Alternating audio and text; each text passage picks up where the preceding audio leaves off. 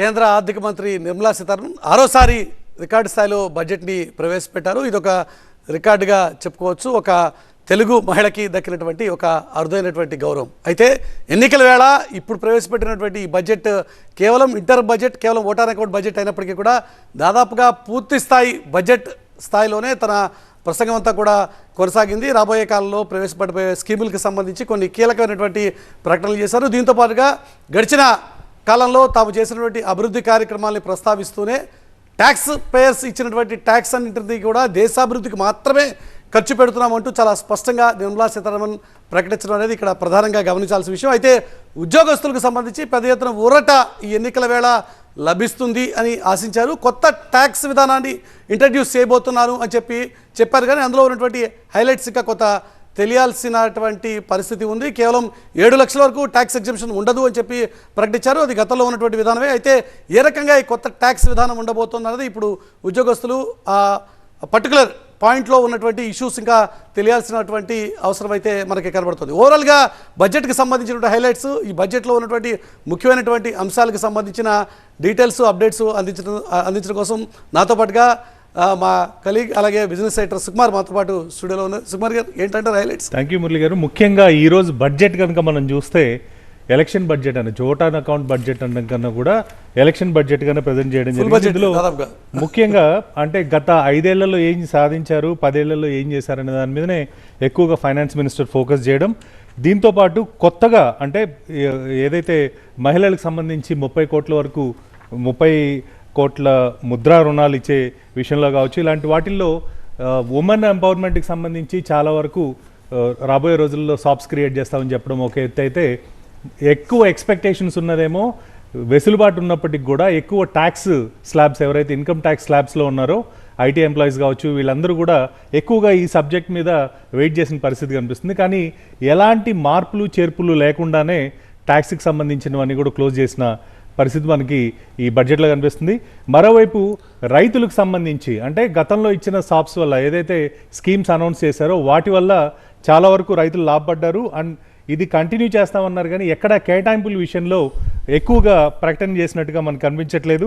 So ఓవరాల్గా ఈ budget కనుక మనం తీసుకుంటే అటు యూత్ని, ఇటు ఫార్మర్స్ని, ఇటు మహిళల్ని, అదేవిధంగా కొత్తగా వచ్చే స్టార్టప్ కంపెనీలని, మనకి ఎస్పెషల్లీ ఎలక్ట్రిసిటీ పాలసీకి సంబంధించి, సోలార్ రూఫ్ టాప్ పాలసీకి సంబంధించి కానీ ఇలాంటి వాటిని అన్నిటినీ టచ్ చేస్తూ ఓవరాల్గా ఈ బడ్జెట్ని మెయిన్ బడ్జెట్కి ఈక్వల్గా ఏవైతే పాజిటివ్ పాయింట్స్ ఉంటాయో వాటన్నిటిని కూడా ప్రజెంట్ చేయడం జరిగింది. ఇంకొక ముఖ్య విషయం ఏంటంటే ఎక్కడ ఈసారి ఫైనాన్స్ మినిస్టర్ తమిళ్లో ఏది ఒక పోయట్రీ కానీ ఏది ఎక్కడ చెప్పకుండా బడ్జెట్ ముగించిన మొదటి బడ్జెట్ కింద ఇది రికార్డులో ఉంటుంది మురళి గారు. అయితే ఇక్కడ ఈ 7 లక్షలకి సంబంధించిన ఎగ్జంప్షన్ మీద కొంచెం కన్ఫ్యూజన్ కనబడుతోంది. 7 లక్షలు ఆల్రెడీ గతంలో ఉన్నటువంటి వ్యవహారమే. ఇప్పుడు కొత్త ట్యాక్స్ విధానం అంటున్నారు. అంటే గతంలో మాదిరిగా కొన్ని ఎగ్జంప్షన్స్ ఫీజులకి సంబంధించి కానీ లేక అంటే తన ఉద్దేశం మెడికల్ బిల్స్ కానీ ఓల్డ్ రిజైమ్, న్యూ రిజైమ్ అని 2 ట్యాక్స్ ల్యాబ్లు ఉన్నాయి కాబట్టి ఓల్డ్ దాన్ని స్క్రాప్ చేసి మరో కొత్త విధానాన్ని తీసుకొస్తారనేది మాత్రం మనం చూడాలి. బట్ ఏదేమైనప్పటికీ కూడా ఇందులో చాలా క్లియర్గా అంటే స్ట్రైట్గా చెప్పింది ఏంటంటే చేంజెస్ ఏవి ఉండకపోవచ్చు, చేంజెస్ ఏవి ఉండవు అన్నట్టుగానే మనకి తను చాలా క్లియర్గా చెప్పడం జరిగింది. అంటే ఎక్కువగా ఏం చేసాము, ఎన్నికలకు వెళ్ళే ముందు బడ్జెట్లో ఏం చేసాము అనే దాని మీదనే ఎక్కువ ఫోకస్ ఉంది కానీ ఏం చేయబోతున్నాం అనే దానికి మాత్రం కొద్దిగా ప్రాధాన్యత తగ్గినట్టుగానే కనిపిస్తుంది. ఇది కృష్ణసాగర్ గారు చెప్పాలి. కృష్ణసాగర్ గారు భారతీయ జనతా పార్టీ నుంచి, అలాగే ఆర్థిక రంగ నిపుణులు సాయిబాబు గారు కూడా మనతో పాటు స్టూడియోలో ఉన్నారు.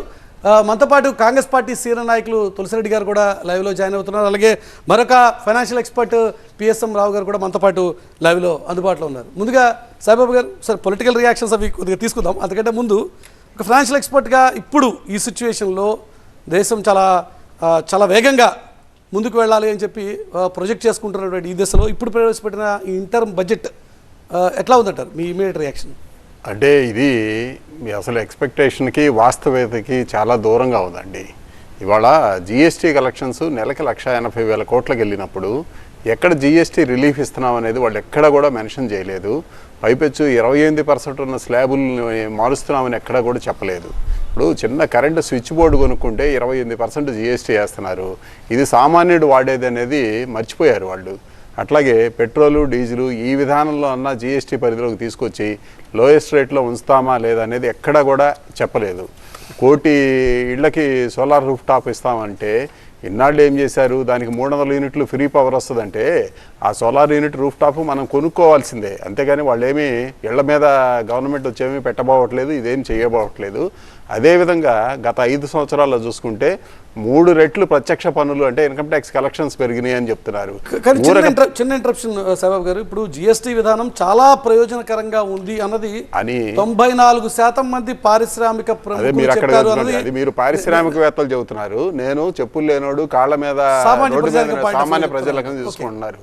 మీరు కరెంటు స్విచ్ బోర్డు కొనుక్కున్నా, కరెంటు ప్లగ్ కొనుక్కున్నా, బల్బు కొనుక్కున్నా 28% జిఎస్టీ కట్టాలి. ఇప్పుడు అది సామాన్యుడు నిత్యం వాడేదండి. ఒక పక్క మరి పెట్రోల్ డీజిల్ విధానంలో ఒక్కొక్క స్టేట్ ఒక్కొక్క విధానం ఉంది. కంట్రీ మొత్తం ఒక యూనిఫైడ్ విధానం తేలేకపోతున్నారు ఇన్ని సంవత్సరాలైనా. కానీ మీరు పెట్రోల్ డీజిల్ తగ్గిస్తే కనుక ఇవాళ ఇంత ఇన్ఫ్లేషన్ రేట్లో ప్రతి ఒక్కడు నడ్డి విరుస్తున్నారు. బ్యాంక్ ఇంట్రెస్ట్ రేట్లు ఊహించని స్థాయిలో గత 10 సంవత్సరాల్లో తీసుకుంటే ఇది హయ్యెస్ట్ ఇంట్రెస్ట్ రేట్లు ఇప్పుడు ఉన్నవి. ఏది హౌసింగ్ లోన్కి కానివ్వండి, మిగతా వాటికి కానివ్వండి. అట్లాగే ఎఫ్డీల మీద లోయెస్ట్ ఇంట్రెస్ట్ రేటు 4%కి దిగజారిపోయింది. ఇప్పుడు ఎవరు ఎట్లా ఉంటారు అనేది వాళ్ళ గురించి విధానం ఏమీ లేదు. అట్లాగే జిఎస్టీ విధానంలో ఏమి మార్పులు ఉండవని చెప్పారు. ఇన్కమ్ ట్యాక్స్ విధానంలో మార్పులు, ఇన్కమ్ ట్యాక్స్ మార్పు ఉన్నా లేకపోయినా అది 1% 2% ఆఫ్ ద ఇండియన్ పీపుల్నే టచ్ చేస్తుంది. 98% ఆఫ్ ద ఇండియన్ ఎకానమీలో ఉన్న పీపుల్ ఇన్కమ్ ట్యాక్స్ పరిధిలోకి రాము. కానీ ప్రతి ఒక్కళ్ళం జిఎస్టీ పరిధిలోకి వెళ్ళిపోయాం ఇవాళ. దాని గురించి మీ విధానం చెప్పకుండా రాబోయే రోజుల్లోని ప్రభుత్వం ఎట్లుంటుంది, ఉన్న విధానాన్ని యాజ్ ఈజ్ గా డీటెయిల్ గా మనం దాన్ని అనలైజ్ చేద్దాం. అంతకంటే ముందు ఒకసారి రావు గారి రియాక్షన్ కూడా తీసుకున్నాం. రావు గారు నమస్తే అండి. నమస్కారం అండి. నమస్తే రావు గారు, మీ రియాక్షన్ ఎట్లా ఉంది సార్? ఎట్లా ఓవరాల్గా మీకు ఏమనిపిస్తోంది? ఇప్పుడు ఇది ఎన్నికల బడ్జెట్ అనుకోవాలా, సరే ఒటాన్ అకౌంట్ బడ్జెట్ టెక్నికల్గా ఇంటర్మ్ బడ్జెటే, కానీ దాదాపుగా ఫుల్ బడ్జెట్ రేంజ్లో నడుస్తోంది. మీ రియాక్షన్? నిర్మలా సీతారామన్ గారు ముందు నుంచి చెప్తున్నారు ఇది కేవలం ఓటాన్ అకౌంట్ బడ్జెట్ అని. అంటే కొత్త ప్రభుత్వం ఏర్పడే వరకు ప్రభుత్వం కన్సాలిడేటెడ్ ఫండ్ పైన వ్యయం చేయడానికి పార్లమెంటు అనుమతి తీసుకోవడానికి చేసిన బడ్జెట్ అని చాలా స్పష్టంగా చేయనున్నట్టు వాళ్ళు చెప్పారు. అయినప్పటికీ కూడా ఎవరి ఊహాగానాలు వారు ఫలానాది వస్తుందని, చేస్తుందని, మధ్యతరగతి వాళ్ళని, రైతులని వగైరా చెప్పారు. అయితే ఇక్కడ ఇది బడ్జెట్ వచ్చిన తర్వాత మనం చూస్తే ఒకటేమో సహజంగానే ఎన్నికలు రానున్న నేపథ్యంలో ఆ ప్రోగ్రెస్ కార్డు మేము పలానాది చేశామని చెప్పడమే ఎక్కువ ఉంది, చేస్తున్నాం అనేది అయితే చెప్పలేదు. కానీ అది చెప్పకనే చెప్పినట్టు మాత్రం నాకు చాలా స్పష్టంగా కనిపిస్తుంది. ఎందుకంటే ఈ ప్రభుత్వానికి ఒక విధానం ఉంది. ఈ విధానం ఏంటి? ప్రభుత్వ వ్యయాన్ని తగ్గించి వాళ్ళు ఎప్పుడు మోర్ ఆఫ్ గవర్నెన్స్ అని అంటున్నారు, లెస్ ఆఫ్ గవర్నమెంట్ ఇన్వాల్వ్మెంట్. అంటే మనం బడ్జెట్ సైజు చూస్తే బడ్జెట్ అంటున్నట్టు ఏంటండి, ఆదాయాలు వ్యయం. అంటే ప్రభుత్వం ఎంత వ్యయం చేయబోతుంది, ఆ వ్యయం చేసి ఆదాయాలు సేకరించుకునే నేపథ్యంలో మనకి ఎంత భారంగా ఉండనున్నది అని చూస్తారు. అయితే ప్రభుత్వ వ్యయం అధికంగా చేసినప్పుడు ప్రభుత్వ ఇన్వాల్వ్మెంట్ ఎక్కువగా ఉంటుంది కదా ఆర్థిక వ్యవస్థలో, అది తగ్గుతూ వస్తుంది. మనం 10 ఏళ్ల కింద చూస్తే మొత్తం స్థూల జాతీయోత్పత్తిలో 18% బడ్జెట్ ఉండేది. ఇప్పుడు 13-14% అంతకంటే తక్కువగా ఉంది. ఈసారి బడ్జెట్ ఇంకా తక్కువగా ఉన్నట్టు. అంటే ఇది ఓటాన్ అకౌంట్ బడ్జెట్ అయినప్పటికీ కూడా మొత్తం సంవత్సరపు లెక్కలు ఇవ్వాలి ఇంటీరియం బడ్జెట్లో, అది సాంప్రదాయం. అది వాళ్ళు ఇస్తే ఏమని ఇస్తున్నారంటే ఇక్కడ 44.90 కోట్ల వ్యయం, ఆదాయం అంతే ఉంటుంది. అయితే మనకు devil will be in the details, ఇంకా మనం చూసిన తర్వాత చెప్పొచ్చు. కానీ స్థూలంగానే స్పష్టంగా కనిపిస్తున్నది ఈ ఫిజికల్ డెఫిసిట్ 5.1%కు కుదిస్తాము అంటున్నారు. ఎక్కడి నుంచి? 5.8% నుండి. అంటే ఇక్కడ మనం సామాన్యులు అర్థం చేసుకున్నది ఏంటంటే ప్రభుత్వ వ్యయము తగ్గిస్తాము. ప్రభుత్వ వ్యయం తగ్గించినప్పుడు ఏం జరుగుతుంది? ప్రభుత్వ పెట్టుబడులు తగ్గుతాయి, ప్రభుత్వం ఇచ్చే రాయితీలు తగ్గుతాయి, ప్రభుత్వ సంక్షేమ పథకాలు తగ్గుతాయి, అట్లాగే వచ్చే ఆదాయాలు కూడా తగ్గుతాయి అని చూపిస్తే ఆదాయ వనరులు ఉన్న చోట్ల అధిక ఆదాయాలు సేకరించుకోవడానికి ప్రయాస ఏమీ జరగలేదు. ఇక్కడ చాలా ఏళ్ళుగా చూస్తున్నది ఏంటంటే మనం పీక్ ట్యాక్స్ రేటు అంటే ఒక ఆలోచన ఉంటుంది కదండి, heavier weights on broader shoulders అని. పీక్ రేట్ 30 వరకే. మన గ్రోత్ మోడల్ కూడా ఎట్లా ఉందంటే 5 కోట్ల ఎకానమీ ఇప్పుడు ట్రిలియన్లు, లక్షల కోట్లు అన్నమాట. అంటే 7 ట్రిలియన్ల ఎకానమీ కాబోతుంది అని చెప్తున్నారు. దాంట్లో ఎవరి వాటా ఎంత అని మనం చూస్తే పేదల పరిస్థితి ఎంత ఉంది, తర్వాత అత్యధిక ఆదాయాలు ఉన్న వారి ఆదాయాలు మరింత పెరగడం వల్ల విస్తృతి కనిపిస్తుంది మనకు. రావు గారు ఇందులో ముఖ్యంగా 5.9 ప్రోడక్ట్ పెరుగుతున్నది. రావు గారు కానీ ఒక్క నిమిషం, 5.9% ఫిజికల్ డెఫిసిట్ ఏదైతే కంటిన్యూస్గా గత 5 సంవత్సరాల నుండి మెయింటైన్ చేస్తుందో, ఇది టార్గెట్ తగ్గించుకుంటే రాబోయే రోజుల్లో సంక్షేమ పథకాలకి కేటాయింపుల విషయంలో చాలా ఇబ్బందులు వస్తాయని మీరే చెప్తున్నారు. సో ఈ రోజు బడ్జెట్ లో ఆల్మోస్ట్ మీరు 70% ఆఫ్ బడ్జెట్ 5.1 అంటున్నారు, తగ్గుతాయి, ఖర్చు పెట్టడం తగ్గుతుంది. సో ఏదైతే ఇప్పుడు మీకు ఈ ఎంటైర్ బడ్జెట్ లో ఈరోజు 60-65% మొత్తం సంక్షేమానికి సంబంధించిన బడ్జెట్ ప్రవేశపెట్టారో, ఇది కాంట్రాస్ట్ గా కనిపించట్లేదా? 5.9 నుండి 5.1కి తగ్గించుకుంటాము అనేది కాంట్రాస్ట్ గా కనిపించడం లేదా? నాదొక పాయింట్ ఉంది ఇక్కడ ఫలానా చేస్తామని చెప్పడమే కానీ ఇద్దమిద్దంగా ఇట్లా చేస్తున్నాము, ఇంత కేటాయించినామని చెప్పినప్పుడే మనకు తెలుస్తుంది. ఇక్కడ మనకు విద్యారంగం పైన ఎంత, వైద్యం పైన ఎంత పెడుతున్నారు. మనకు ఇక్కడ కాంట్రాస్ట్ మీకు అనేకంగా అనిపిస్తున్నాయి. ముందుగానే గొప్పలుగా చెప్పుకున్న దాంట్లో మనకు దారిద్ర్యం తగ్గింది అని చెప్తున్నారు. మన దేశ జనాభాలో 80 కోట్ల మందికి ఆహార ధాన్యాలకు సంబంధించి సహాయం చేసినామని చెప్తే 80 కోట్ల మంది అన్నార్థులు ఉన్నారని ఒక పక్క చెప్పినట్టే అయింది. మరో పక్కన వారు చెప్తే ఏమన్నారంటే 25 కోట్ల మంది ఈ బహుముఖ పేదరికం అంటారే, మల్టీ డైమెన్షనల్ పావర్టీ, దాని నుంచి తొలగినారు అని మీ లెక్కలు చెప్తుంటే ఒక పక్కనేమో దారిద్ర్యం తగ్గింది అని చెప్తున్నాము, ఒక పక్కనేమో ఇంతమంది ఇళ్ళు లేని వాళ్ళు, ఇంతమంది ఆహారాని కోసం అరులు చాస్తున్నటువంటి వాళ్ళు, ఇక్కడ ఇంత నిరుద్యోగిత ఉంది. సో కొంచెం స్టేట్మెంట్స్ కొద్దిగా కాంట్రడిక్టరీగా ఉన్నాయి అంటారు రావు గారు.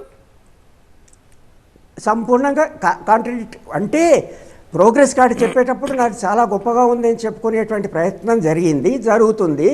అది మనం నమ్మాలి అంటే అక్కడ నీకు మీ ప్రోగ్రెస్ కార్డు మీరు మీ అమ్మ నాన్నకు చూపించినప్పుడు అది బాగా గొప్పగా ఉంది అని చెప్తే ఏ సబ్జెక్ట్లో ఎన్ని మార్కులు ఉన్నాయో తెచ్చి చూపిస్తే అప్పుడు తెలుస్తుంది. ఓకే, అయితే వాళ్ళు చెప్పేదంతా ఒకదానికోటి పొంతన లేకుండా ఖచ్చితంగా కాంట్రడిక్టరీగానే ఉన్నది. ఓకే రావు గారు, ఒక్క నిమిషం అయితే సాగర్ గారు రియాక్ట్ అవుతుంది. సాగర్ గారు అంటే మొదలు వారు రేజ్ చేసిన ఇష్యూస్ని హ్యాండిల్ చేద్దాం. వారి ఫ్యాక్ట్స్ కరెక్ట్గా లేవని నాకు అనిపిస్తాం. ఇక్కడ ఈరోజు ఫైనాన్స్ మినిస్టర్ గారు చెప్పిందే డైరెక్ట్గా ఫిజికల్ డెఫిసిట్ ఇస్ 5.1, దాన్ని మేము రీకన్సాలిడేట్ 4.5కి చేస్తాము అని చెప్పారు.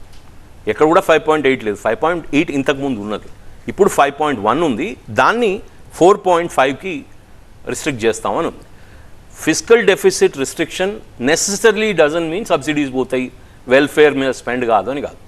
వారికి తెలిసి ఉండాలి, if is specialist in economy and finance, savings ద్వారా చేయొచ్చు, రెవెన్యూ పెంచుకోవడం ద్వారా కూడా మనం ఫిజికల్ డెఫిసిట్ని రెడ్యూస్ చేసుకోవచ్చు. డిస్ఇన్వెస్ట్మెంట్ కూడా వన్ ఆఫ్ ద వేస్. మరి అవన్నీ ఉన్నప్పుడు మీరు ఓన్లీ సెలెక్టివ్గా క్రిటిసైజ్ చేయాలనుకునే ఇంటెన్షన్ ఉంది కాబట్టి మీరు ఫిజికల్ డెఫిసిట్ వీళ్ళు తక్కువ చేసుకుంటా అంటున్నారు కాబట్టి స్పెండ్ తక్కువ అవుతుంది. ఇన్ఫ్రాస్ట్రక్చర్కి 11 ట్రిలియన్ రూపీస్ అలాట్ చేశారు. అంటే క్యాపెక్స్కి 11 ట్రిలియన్. నా అది పెరిగినట్ట తగ్గినట్ట క్యాపెక్స్? ఒక్క క్యాపెక్స్కే.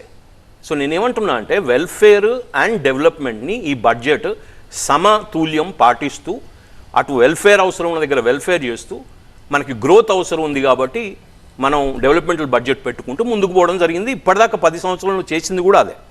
అంటే వారికి ఎక్కడ మీరు పర్ఫామ్ చేశారు అని అడుగుతున్నారు కాబట్టి వారికి ఒక చిన్న I want give M indication of what is happening in terms of economy. Okay, so ఇప్పుడు రావు గారు ఒక్క నిమిషం మాట్లాడొచ్చా? ఒక్క నిమిషం సార్, మీరు మాట్లాడారు కదా, ఫారెన్ ఎక్స్చేంజ్ విలువలు అంటే రిజర్వ్స్ నిలువలు 285 బిలియన్ 2014లో ఉంటే 603 బిలియన్ ఇప్పుడు ఉన్నాయి 23కి.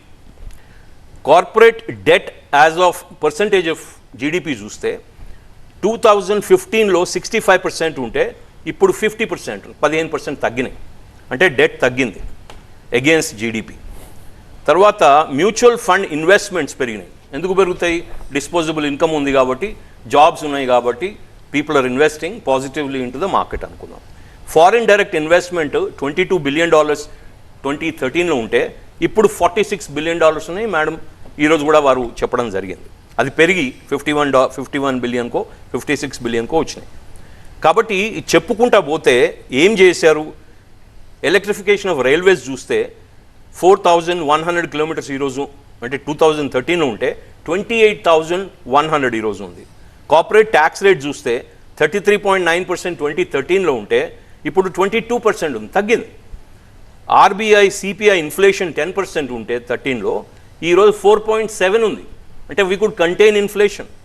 నా డైరెక్ట్ బెనిఫిట్ ట్రాన్స్ఫర్ 0.89 బిలియన్ డైరెక్ట్గా బెనిఫిట్ ట్రాన్స్ఫర్ ఈరోజు $32 బిలియన్ ఉంది.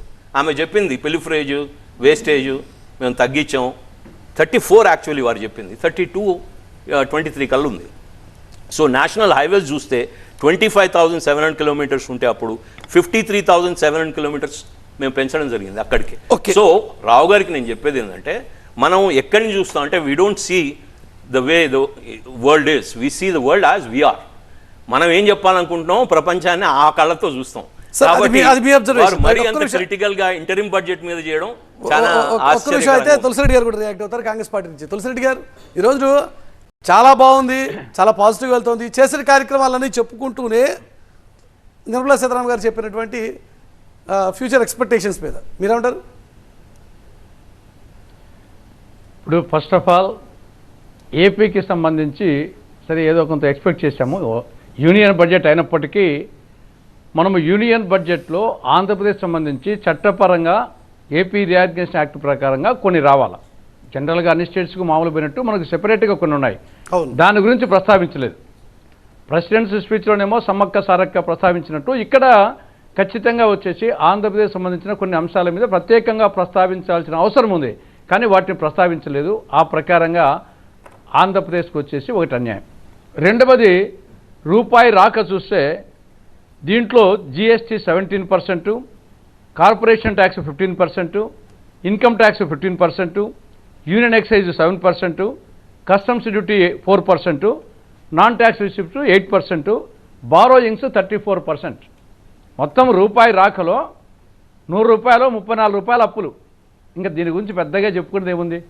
మొత్తం రూపాయి రాకలో 100 రూపాయలు వస్తే 34 రూపాయలు అప్పులు తెచ్చుకొని ఈ దేశాన్ని డెవలప్ చేస్తామంటున్నాం. కాబట్టి అది ఒకటి చాలు వచ్చేసి దానికి సంబంధించి. మూడవది ప్రధానమైన అంశం ఏమి? ఇప్పుడు జీడిపి. జీ అంటే గ్యాసు, డి అంటే డీజిలు, పి అంటే పెట్రోలు. ఇది ప్రధానమైనటువంటి అంశం. గతంలో అంతర్జాతీయ మార్కెట్లో మన్మోహన్ సింగ్ గారు ప్రధానమంత్రిగా ఉన్నప్పుడు లీటరు ఇది బ్యారెల్ ముడి చమురు ధర $140 ఉండేది. అక్కడ కొని ఇక్కడ మనం సరఫరా చేయాలి. ఆ పరిస్థితుల్లో లీటర్ డీజిల్ 50 రూపాయలకు, లీటర్ పెట్రోల్ 70 రూపాయలకు, గ్యాస్ సిలిండర్ ఎల్పిజి 420 రూపాయలకు సప్లై చేయడం జరిగింది. కానీ అంతర్జాతీయ మార్కెట్లో ఇప్పుడు దాదాపు ముడి చమురు బ్యారెల్ ధర $60 $70 ఉంది. ఒకానొక సమయంలో $30 కూడా తగ్గింది. కానీ ఇక్కడ మాత్రము డీజిల్ ఏమో సెంచురీ, పెట్రోల్ ఏమో సెంచురీ దాటింది. సరే ఎల్పిజి వచ్చేసి 1200. కాబట్టి ముందు దాని గురించి అది కన్నా తగ్గితే ఇంకా మిగతా అన్ని యాక్చువల్గా వినియోగదారులు సామాన్యుడి పాయింట్ ఆఫ్ వ్యూలో ఏమాత్రం రిలీఫ్ కనిపించడం లేదు అంటారు తులసిరెడ్డి గారు. కానీ దేశ ఆర్థిక స్థితి మెరుగుపడుతోంది కదా క్రమక్రమంగా. గతంలో ఉన్నటువంటి అప్పుల సంఖ్యని తగ్గిస్తున్నాం కదా, డెట్స్ తగ్గిస్తున్నాం కదా అన్నది అధికార పార్టీ కానీ లేకుంటే ఫైనాన్స్ మినిస్టర్ కానీ చెప్పినటువంటి మాట కాదంటారా? జీడిపి కూడా కొత్త నిర్వచనం ఇచ్చారు తులసిరెడ్డి గారు. జీడిపి కూడా కొత్త నిర్వచనం ఇచ్చారు, గవర్నెన్స్, డెవలప్మెంట్, పర్ఫార్మెన్స్ అని. అదే అది అర్థం కాని ప్రజలకు అర్థం కాని వ్యవహారం వచ్చేసి పదాల గ్యారంటీ అన్నారు. ప్రజలకు అవసరమైన దాంట్లో మాత్రము ఇగ్నోర్ చేశారు.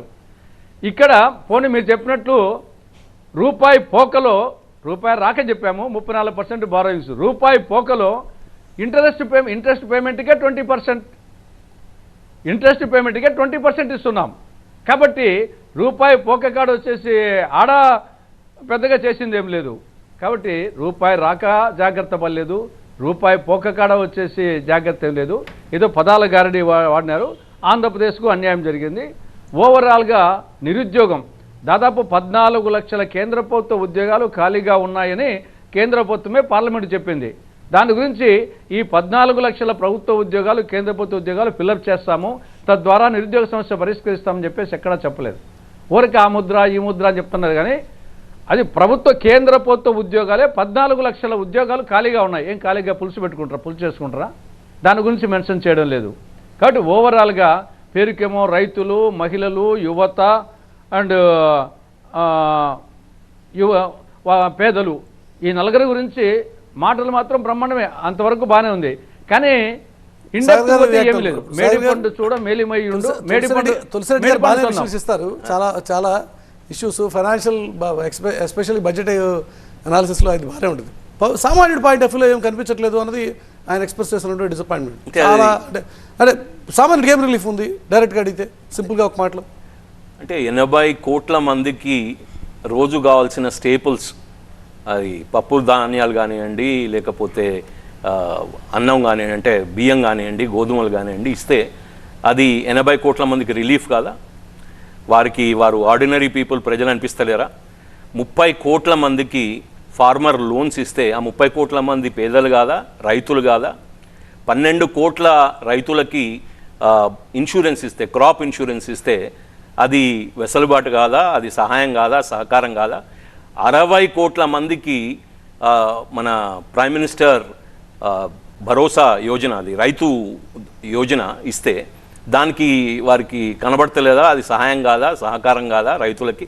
ఇంతమందికి తర్వాత 20 కోట్ల మంది మహిళలకు ముద్రా లోన్స్ ఇస్తే అది సహాయం సహకారం కాదా?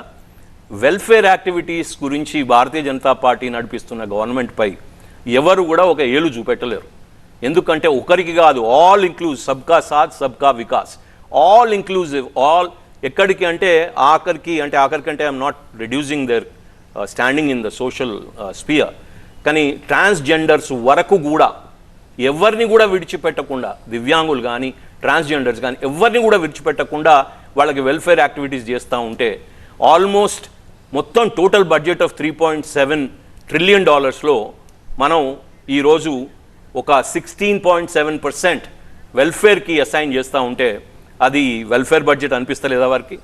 వారు ఏం చెప్తుంటారు? ఇంకొక విషయం అంటే ఇప్పుడు మాటల గారడీ చేస్తూ ఉన్నారు అన్నారు. ఇవన్నీ స్టాటిస్టిక్స్ కదా, మాటల గారడీ కాదు కదా. ఇంకొక విషయం, ఇప్పుడు 7% ఏదైతే పాజిటివ్గా 7% ఈ స్లాబ్ విధించారో అండ్ అసెస్మెంట్ ఇయర్ 24-25కి కూడా అది అప్లై అవుతుందో దాన్ని కూడా ఒప్పుకుంటలేరు, ఒక్కరు మాట్లాడతలేరు కదా దానికి. ఇక్కడ 1.5 లాక్ స్లాబ్ నుంచి 2014లో ఈ రోజు 7 లక్షల స్లాబ్కి వస్తే కూడా మీ ఆర్గ్యుమెంట్ వారి ఆర్గ్యుమెంట్ వారికి ఉంది. సామాన్యుడికి సంబంధించిన పాయింట్ ఆఫ్ వ్యూ. కానీ ఇంకొంచెం లోతుగా ఈ విషయం మీద మన అనాలిసిస్ ని కంటిన్యూ చేద్దాం. నిర్మలమ్మ బడ్జెట్ కామన్ మ్యాన్ ని టచ్ చేసిందా, హర్ట్ చేసిందా అనే టాపిక్ మీద మనం డిస్కస్ చేస్తున్నాం. ఒకసారి తులసిరెడ్డి గారితో మాట్లాడదాం. తులసిరెడ్డి గారు, ఇందాక కృష్ణసాగర్ గారు అడుగుతున్నారు, అంటే అన్ని పాజిటివ్ పాయింట్స్ ఉన్నా కూడా మీకు ఓన్లీ నెగిటివ్ పాయింట్స్ ఏం కనిపిస్తున్నాయి ఈ బడ్జెట్లో అని, మీరేమంటారు? ఇప్పుడు ప్రధానంగా నిర్మలా సీతారామన్ గారు 4 అంశాలు ప్రస్తావించారు. ఒకటి రైతుల సాధికారిత, మహిళల సాధికారిత, పేదల సాధికారిత, యువత సాధికారిత. ప్రధానంగా ఆ 4 అంశాలకే వద్దాం. రైతులకు సంబంధించి కనీసం పిఎం కిసాన్ యోజన ప్రస్తుతం 6,000 రూపాయల నుండి కొంతన్నా పెంచుతాడేమో, 9,000 లేకుంటే ఒక 10,000 12,000 చేస్తారనుకుంటే అక్కడ ఒక్క పైసా కూడా, ఒక్క రూపాయి కూడా పెంచలేదు. That is number 1.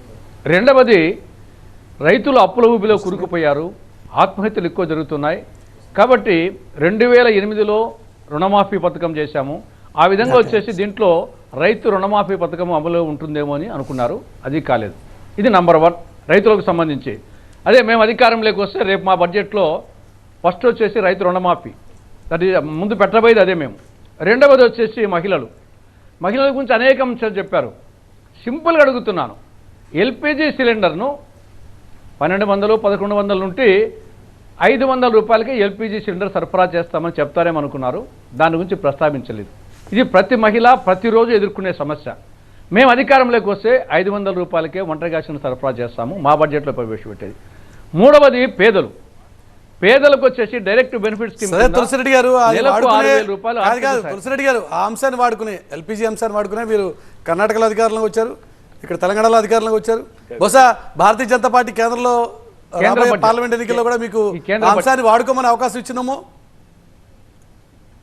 కేంద్ర బడ్జెట్ ఇవన్నీ పెట్టేది కేంద్ర బడ్జెట్లో. అందుకోసమే సార్ అవి రాష్ట్ర బడ్జెట్ తెలంగాణ కర్ణాటక రాష్ట్ర బడ్జెట్లో కొన్ని ఉంటాయి. కేంద్ర కేంద్రంలో బడ్జెట్లో ఉన్నటువంటి భారతీయ జనతా పార్టీ ఈ అంశాన్ని రేపు పార్లమెంట్ ఎన్నికలకు కూడా వాడుకోమని మీకు అవకాశం ఇచ్చిందేమో, అందుకనే ఈ పాయింట్ పట్టుకున్నారు గట్టిగా. అదే కరెక్ట్ మాకు అవకాశం ఇచ్చాయి. రైతులకు సంబంధించి అవకాశం ఇచ్చింది, మహిళలకు సంబంధించి అవకాశం ఇచ్చింది. చిన్న interview. పేదలకు వచ్చేసి మేమే అధికారం లేకొస్తే ప్రతి నిరుపేద కుటుంబానికి నెలకు 6,000 రూపాయల ఆర్థిక సహాయం, కాబట్టి అదే వాళ్ళు పెట్టలేదు. నాలుగోది యువతకు సంబంధించి నేను ముందే చెప్పాను. ప్రశ్న తులసిరెడ్డి గారు ఒక్క నిమిషం. తులసిరెడ్డి గారు పెద్దలు చాలా గౌరవిస్తాను వారిని. ఇంటరిమ్ బడ్జెట్కి ఎలక్షన్ క్యాంపెయిన్కి డిఫరెన్స్ ఉంది తులసిరెడ్డి గారు. ఇంటరిమ్ బడ్జెట్ అంటే మేము ఉన్నంత సమయంలో మాత్రమే బడ్జెట్ని ఉపయోగించుకునే కోసం ఉందన్నమాట. అంటే మనకు జనవరి దాకా ఉంది కాబట్టి, అంటే ఇన్ టర్మ్స్ ఆఫ్ జూలై దాకా ఉంది కాబట్టి మేము పోతే మధ్యలోనే పోతాం, మేము జూలై దాకా ఉండము. కానీ ఉంటే జూలై దాకా బడ్జెట్ని ఎక్స్టెండ్ చేసుకునే విధంగా ఇంటరిమ్ బడ్జెట్ ఉంటుంది. కాబట్టి మేము ఏం చేస్తాము అన్నది కాదు ఇక్కడ చెప్పేది ఇంటరిమ్ బడ్జెట్లో. మనం ఇప్పుడు ఏమి చేస్తున్నాము దానికి బడ్జెట్, దానికి కావాల్సిన అలొకేషన్స్ మీరు చెప్పేది మేము కూడా చేస్తూ ఉన్నాం. గ్యాస్ సిలిండరు 350కు 500 ఇవ్వడానికి మా ఎలక్షన్ క్యాంపెయిన్ మాకు రెడీగా ఉంది. మాకు నరేంద్ర మోదీ గారి గ్యారంటీస్ కింద మేము అది కూడా ఇస్తున్నాం. కానీ అది దీనిలో రిఫ్లెక్ట్ కాదు, ఎందుకంటే ఇది కరెంట్ గవర్నమెంట్ బడ్జెట్. కాబట్టి ప్లీజ్ అండర్స్టాండ్, మనం ఏమి ఇస్తాము అన్నది కాదు ఈ ఇంటరిమ్ బడ్జెట్ చెప్పేది. ఇంటరిమ్ బడ్జెట్ చెప్పేది ఈ 6 నెలల్లో బడ్జెట్ అలొకేషన్ ఫర్ ఇప్పుడు నడుస్తున్న స్కీమ్స్. ఒక రోజు సాయిబాబు గారు కూడా ఇంటర్వ్యూ అవుతున్నారు. సాయిబాబు గారు సార్, ఇందులో రకరకాల వ్యవహారాలండి.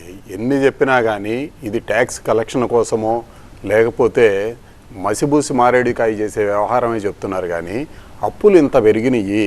2014లో బీజేపీ ఎన్డీఏ గవర్నమెంట్ వచ్చినప్పుడు 50 లక్షల కోట్ల ఉన్న అప్పులు ఇవాళ 1,60,00,000 కోట్లకు పైగా పెరిగినాయి. సాయిబాబు గారు ఇంతకుముందు సాయిబాబు తులసిరెడ్డి గారు మాట అన్నారు, మనకు వస్తున్నటువంటి రూపాయలు 34 పైసలు 34% కేవలం అప్పులు తెచ్చుకోవడం పద్ధతిలోనే ఉండబోతున్నాయి అని చెప్పి, అంటే ఇది కొంచెం సీరియస్ గా నోట్ చేయాల్సినటువంటి. డెఫినెట్గానండి, దేశం మొత్తం అప్పులు కుప్పలో వెళ్ళిపోయింది. ఇవాళ తులసిరెడ్డి గారు చెప్పినా ఎవరు చెప్పినా కానివ్వండి, రైతులు ఆత్మహత్యలు ఆగలేదు అనే మాట నిర్వివాదాంశం అండి. వాళ్ళకి ఎక్కడ కూడా మనం చేయలేకపోతున్నాము. అట్లాగే ఇవాళ $70 $75 బ్యారెల్ రేటు పడిపోతే మీరు సంవత్సరం పైగా నుంచి ఎందుకు రేట్లు తగ్గకుండా అదే విధంగా ఉంచుతున్నారు? భారం అనేది ఎందుకు ఉంచుతున్నారు?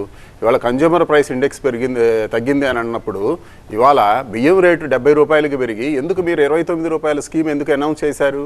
ఇవాళ ఆయిల్ ప్రైస్ ఎందుకు మీరు అనౌన్స్ చేయలేకపోతున్నారు? ఒక్క నిమిషం అండి, ఎడిబుల్ ఆయిల్ ప్రైసులు ఎంత పెరిగినాయి వాళ్ళ గత 3 నెలల్లోనే. దాని మీద కేంద్ర ప్రభుత్వం ఇది కరెంట్ ఇష్యూ కాదా, దాని మీద ఏం చేయలేకపోతున్నారా? అట్లాగే మీరు ఆనియన్స్ అనేది గత 1 ఇయర్లో ఎప్పుడు కూడా $40 తక్కువ ఏ కన్జ్యూమర్ కూడా కొనలేకపోయాడండి.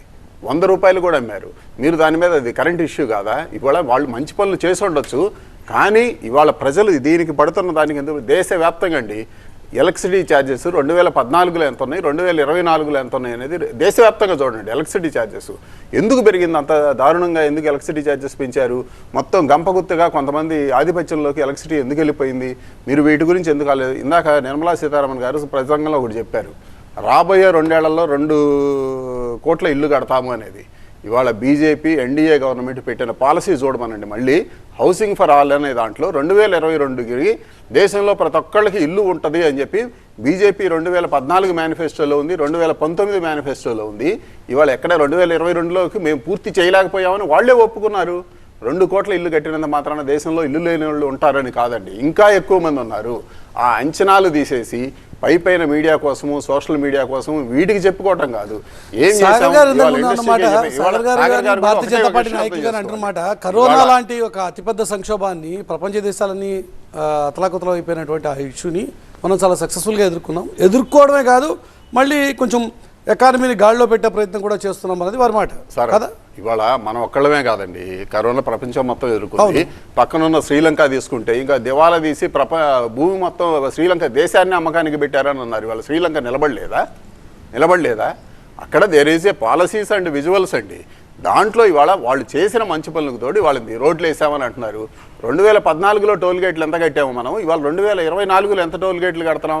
నేను అదే రోడ్లో టోల్ గేట్ కట్టకుండా వెళ్ళినోండి, వాళ్ళు నన్ను టోల్ గేట్ ముక్కుపిండి వసూలు చేస్తున్నారు. కానీ రోడ్స్ అయితే ఇన్ఫ్రాస్ట్రక్చర్ అంటే మీరు ప్రజల దగ్గర 30 లక్షల కోట్ల రూపాయల 30 లక్షల కోట్ల రూపాయల పన్నులు వసూలు చేస్తున్నారు.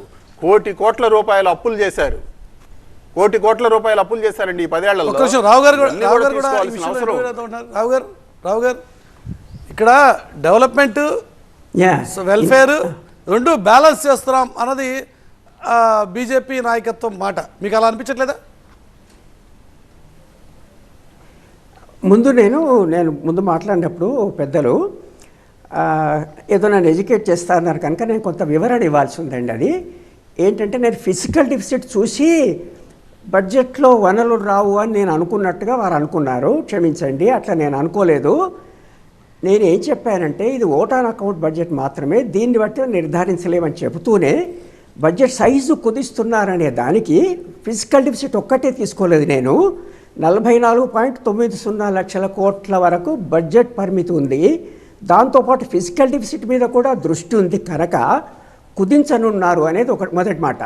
2, గత 20 ఏళ్ళుగా ఈ బడ్జెట్ పరిమాణము మన జీడిపి దామాషాలో చూసి అధ్యయనం చేసిన వ్యక్తిని కనుక కొంత దాని మీద ఉన్న నా అవగాహనతో నేను మాట్లాడాను. కానీ ఇది విన్న తర్వాత వారు నన్ను ఎడ్యుకేట్ చేయొచ్చు. 2, వారు అన్నారు ఫారెక్స్ నిల్వలు $285 బిలియన్ చాలా గొప్ప అన్నారు. అయితే స్థూల గణాంకాలు కావు సార్ ఇక్కడ చూడాల్సింది. అక్కడ ఎఫ్డిఐ ఎంత ఉన్నది, ఎఫ్ఐఐ ఎంత ఉన్నది, ఎన్ఆర్ఐ మనీ ఎంత ఉన్నది. అంటే దేశము కొంత ఇబ్బందికర స్థితిలో ఉంటే ఓలటైల్ మనీ అంటారు. ఇప్పుడు మీరు ఒక్కసారి 1990కి వెళ్తే రిఫార్మ్స్కి ముందు ఒక $1.8 బిలియన్ ఎంతో ఉండేదండి. ఒక 3-4 వారాలకు సరిపోయింది. ఒక్కసారిగానే దుస్థితికి వచ్చింది అంటే అంతా విడ్రా చేసుకుంటే ఎంత. అయితే మనం వివరాల్లోకి వెళ్లకుండా చెప్పలేము. అట్లాగే వారు ఇంకొక మాట ఫసల్ బీమా ఇన్ని కోట్ల మందికి అన్నారు. ఆ ఫసల్ బీమాను కూడా అధ్యయనం చేసిన నేపథ్యంలో వీరికి చెప్తున్నాను. ఫసల్ బీమా అమలు ఎట్లయింది, అది ఆ బీమా కంపెనీకి లాభాలు కలిగిస్తుందా, రైతులకు లాభాలు కలిగిస్తుందా? మనం ఇక్కడ కూర్చొని గణాంకాలన్నీ వివరించినంత మాత్రాన గ్రౌండ్ లెవెల్లో ప్రజలు ధరవరలు ఎట్లా ఉన్నాయి, నేను ఇన్ఫ్లేషన్ అని ఒక మాట చెప్తా, వారి అనుభవంలో వారు కొనే వస్తువులు ఎట్లా ఉన్నాయి, అట్లాగే రైతులకు బీమా సౌకర్యం అందుతుందా ఏ మేరకు అనేది మనము చూడాల్సి ఉంటుంది. అంతేగాని పైపైన చూసి సక్రమంగా ఉంది అని చెప్పడానికి లేదు. అట్లాగే రైల్వే గురించి వారు ఏదో చెప్తున్నారు. ఇక్కడ ఒక విషయం మీరు అర్థం చేసుకోండి. రైల్వే బడ్జెట్ జనరల్ బడ్జెట్లో కలిసిన తర్వాత అక్కడి వివరాలు మనకు తెలియని పరిస్థితుల్లో మనం ఈ ట్రాన్స్పరెన్సీ అనేది ఒక పక్క మన ప్రజాస్వామ్యంలో మాట్లాడుతున్నప్పుడు ఆ ట్రాన్స్పరెన్సీ లేకుండా పోతున్నటువంటి వైనం కనిపిస్తుంది కదా. కనుక మన బాధ్యత ఏంటంటే మనం సమీపరించి వాస్తవాలు చూసి చెప్తున్న స్థూల గణాంకాలకు వాస్తవాలకు లింక్ ఉందా చూడాలి. ఇక మీరు అడిగిన ప్రశ్న డెవలప్మెంట్ అండ్ గ్రోత్కు డెవలప్మెంట్కు భేదం ఉంటుంది, అది వారికి తెలిసిందే ఇంతకుముందు విమర్శకులకు. డెవలప్మెంట్ అంటే అది ప్రజల అందరి డెవలప్మెంట్ అంటే growth with equity, growth with social justice, growth with employment, growth with distributional justice. ఊరికే గ్రోత్ ఉంది, మనం 10 మంది దేశంలో ఉన్నాము, 9 మందిదేమో పడిపోతుంది. సో గ్రోత్ కి డెవలప్మెంట్ కి ఉన్నటువంటి తేడాని కూడా గమనించాల్సిన అవసరం ఉంది అంటారు. ఆ తేడా ఇక్కడ కనిపిస్తుంది అనడానికి వారు ఇచ్చిన గణాంకాలు ఆహార ధాన్యాలు అందిస్తున్నామని చెప్తున్నారే, అది చూసి చెప్తే నన్ను ఎడ్యుకేట్ చేస్తా అన్నారు. ఇప్పుడు ఎడ్యుకేట్ చేయండి. ఇది నేను స్టడీ చేసిన సబ్జెక్ట్స్ అండి ఇవి. బడ్జెట్స్ కానివ్వండి, బీమా కానివ్వండి, అది సంగతి. ఎడ్యుకేట్ చేయొచ్చు, మీకు అర్హత ఉంది, నేను నేర్చుకుంటాను, దానికి ధన్యవాదాలు. ఇక్కడ ఏంటంటే నేను కూర్చున్న దగ్గర మీరు ఎవరో నాకు కనిపించడం లేదు, ఆ మాటే విన్నాను. రావు గారు, నేను మిమ్మల్ని పర్సనల్ గా ఎవరండి? సాగర్ గారు. సంతోషం అండి. అంటే నేను సాయిబాబునండి నేను పిఎస్ఎన్ ఇంతగా రావు గారు ఏం ఆలోచించే ఇబ్బంది ఏం లేదు దానికి నన్ను- మిమ్మల్ని కించపరచాలనే ఉద్దేశంతో నన్ను ఇవి లేదు ఆయన దగ్గర ఉన్న ధన్యవాదాలు. knowledge నన్ను ని, ఉన్న ఆలోచింప అంకెల్ని షేర్ చేశారు. ప్రేరేపించారు వారు. ఓకే ఓకే సాగర్ గారు. రావు గారు మీరు అయితే అట్లా నేను భావిస్తే ఒకటే చెప్పలే ఫిజికల్ వారు సరిగా రావు గారు. వారు రెండు వెనక నన్ను ఎడ్యుకేట్ చేస్తా అంటే చెప్తున్నానండి. Rao garu, when we stop living that means చెప్పండి. We stop learning. So learning అనేది పెద్ద కర్వ్, జీవితాంతం అందరూ నేర్చుకోవాల్సిందే. కానీ మిమ్మల్ని నేను ఆ విధంగా నిరంతరం నేర్చుకుంటా. ఓకే సబ్జెక్ట్లోకి వద్దాం. కానీ మిమ్మల్ని ఆ విధంగా నేను అనలేదు. మీరు అట్లా ఫీల్ అయ్యి ఉంటే క్షమాపణలు. మీరు పెద్ద మనిషి, నేను అట్లా మాట్లాడే పరిస్థితి నాకు ఎప్పుడు ఉండదు. అయ్యో అట్లా లేదండి. మీరు నేను అట్లా అనుకున్నారేమో, చర్చలో నాకు భాగంగా తెలియదు మాట్లాడుకుంటున్నాను. అనుకుంటున్నారేమో, నాకు Don't get into personal. తెలిసి- Issue based argument అవుతుంది. తెలిసిన మేరకు మీకు తెలియజేస్తున్నాను. రావు గారు, నేను ఒక్క నిమిషం రావు గారు. సాయి రావు గారు, అది ఆ ఇష్యూ పక్కకు పెడదాం. ఎందుకంటే చెప్పండి. మీరు అట్లా ఫీల్ అయ్యి ఉంటే తప్పు. అది పక్కకు నేను పెడదాం. అపాలజైజ్ చేస్తా ఉన్నాను. రైట్. అయ్యో అదే నేను చర్చలో మాత్రం అంత అక్కర్లేదండి, అంత మాట్లాడుతున్నా. అక్కర్లేదు. మీరు ఇష్యూ అడగండి, బేస్డ్ మీరు ఏదైనా మాట్లాడుతాం. అడిగితే నేను చెప్తాను. ఇష్యూ బేస్డ్ మాట్లాడతాం. అయితే అవునండి. మీరు ఇప్పుడు ఇష్యూ రేజ్ చేశారు కాబట్టి మళ్ళీ కొంచెం ఫ్యాక్చువల్లీ తప్పు వచ్చింది. ఎందుకంటే $681 చెప్పండి. Billion is the forex reserves. 2021 నుంచి 221 నుంచి $221 బిలియన్ నుంచి మనం జస్ట్ 4 ఇయర్స్లో ఇక్కడికి వచ్చాం. అంత ఊపందుకుంది లాస్ట్ 3 అంటే పోస్ట్ కోవిడ్లో. సో అంత పెద్ద ఎత్తున రిజర్వ్స్ వచ్చినాయి. రిజర్వ్స్లో there are no categories as such. మీకు ఇన్వెస్ట్మెంట్స్ ద్వారా వచ్చే రిజర్వ్స్ మాత్రమే FIIs కౌంట్ చేస్తారు. ఎంత ఉంది? జీడిపిలో మీరు చెప్పే ఎక్స్పోర్ట్ ఇంపోర్ట్ కానివ్వండి, రెమిటెన్సెస్ కానివ్వండి, అవన్నీ జీడిపి ఫార్ములా కిందకి వస్తాయి. అది రిజర్వ్స్లో రావు. రిజర్వ్స్ ప్యూర్లీ రిజర్వ్స్ అవి ఉన్నాయి మన దగ్గర. $681 బిలియన్ రిజర్వ్స్ మన దగ్గర ఉన్నాయి. రెండో విషయానికి వస్తే గ్రోత్ అండ్ డెవలప్మెంట్ గురించి చెప్పారు. మీరు 100% అంటే I completely agree with you and partially disagree with you. ఎందుకు అంటే ఇప్పుడు డెవలప్మెంట్ అన్నది జినీ కోఎఫిషియంట్ కానివ్వండి, డెవలప్మెంట్ అన్నది సోషల్ ట్రాన్స్ఫర్మేషన్ కానివ్వండి, డెవలప్మెంట్ అన్నది సోషల్ ఎక్విలిబ్రియం అండ్ జస్టిస్ కానివ్వండి, ఉండాల్సిన అవసరం ఉంది. మనకి ఇబ్బందులు ఉన్నాయి. I'm being very honest about it. మన సోషల్ ట్రాన్స్ఫర్మేషను మన ఎకనామిక్ గ్రోత్కి అసలు కనెక్షన్ లేకుండా పోతా ఉన్నది. అది మన బాధ్యత కూడా. గవర్నమెంట్ బాధ్యత ఒక్కటే కాదు, గవర్నమెంట్ బాధ్యత కూడా ఉంది అని నేను చెప్పగలుగుతాను. జినీ కోఎఫిషియంట్ అంటే మీకు తెలియని విషయం కాదు. Wealth distribution we are at 36 points which is medium. కానీ మనలాంటి దేశం, ఇంత పెద్ద ఎత్తున పేదలున్న దేశం, గ్యారంటీగా కూడా ఆ కోఎఫిషియంట్ని మార్చుకోవాల్సిన అవసరం ఉన్నది. మనం ఇంకా ఈక్విటీ డిస్ట్రిబ్యూషన్ అన్నది చేయాల్సిన అవసరం ఉన్నది, నేను ఒప్పుకుంటాను మీతో. కానీ డెట్ అగేన్స్ట్ జీడిపి చూస్తే, అంటే సాయిబాబా గారు రేజ్ చేసిన issue, there are 2 kinds of debts. ఒకటి మనకి గవర్నమెంట్ డెట్, ఒకటి అది అంటే గవర్నమెంట్ చేసే డెట్. ఇంకొకటి డొమెస్టిక్ డెట్. ఆ డొమెస్టిక్ డెట్ ఏదైతే ఉన్నదో అది ఇండివిజువల్ ఫ్యామిలీస్ చేసే డెట్. అది కూడా చాలా చాలా ఇంపార్టెంట్ డెట్. లేకపోతే కొన్నిసార్లు దేశాలు దాంతో కూడా కుప్పగూలుతాయి. అది $224 బిలియన్ ఉంటాయి. $224 బిలియన్ ఉంటే మనకి గవర్నమెంట్ డెట్ అన్నది $245 బిలియన్ ఉంది. $245 ట్రిలియన్ ఐఎమ్ సారీ, $245 ట్రిలియన్. అయితే వినండి, ఫోకస్ చేయాలండి. నేను ఒక రావు గారు ఒకటే మాట, ఎందుకంటే సాయిబాబా గారు మాట్లాడారు కాబట్టి. అది 18.9% మాత్రమే. హౌస్ హోల్డ్ డెట్ 18.9% మాత్రమే. And against GDP government debt 58%. So ఏమంటున్నా అంటే మీరు ఏ పారామీటర్స్ తీసుకున్నా, మీరు చైనాని తీసుకోండి, ఎందుకంటే that is the closest competitor. Krishna Sagar గారు, ఇక్కడ ఒక కాంట్రాస్ట్ మీరు చెప్పింది ఇందాక. దాంట్లో ఒకవైపు ఏమో డిస్పోజబుల్ ఇన్కమ్ ఉండడం వల్ల మ్యూచువల్ ఫండ్స్లో వీటిల్లో పెట్టుబడులు ఉన్నాయి అని అంటున్నారు. ఇంకొక వైపు ఏమో 18.6%, 18.9% కన్నా ఎక్కువ డెట్ లేదు, ఏది ఫ్యామిలీస్ది. అంటే అఫోర్డబిలిటీ లేకుండా దాన్ని డిస్పోజబుల్ ఇన్కమ్ కింద మ్యూచువల్ ఫండ్స్లో పెట్టుబడులు పెడుతున్నారు. అంటే కామన్ మ్యాన్కి ఉండేది ఒక ఇల్లు కొనుక్కోవడము, లేకపోతే ఒక స్టేటస్ దీనికోసం ఏదైతే ఉంటాయి చిన్న చిన్నవి, అలాంటి వాటిని కాంప్రమైజ్ అయ్యి మ్యూచువల్ ఫండ్స్లో పెట్టుబడులు పెడుతున్నారా?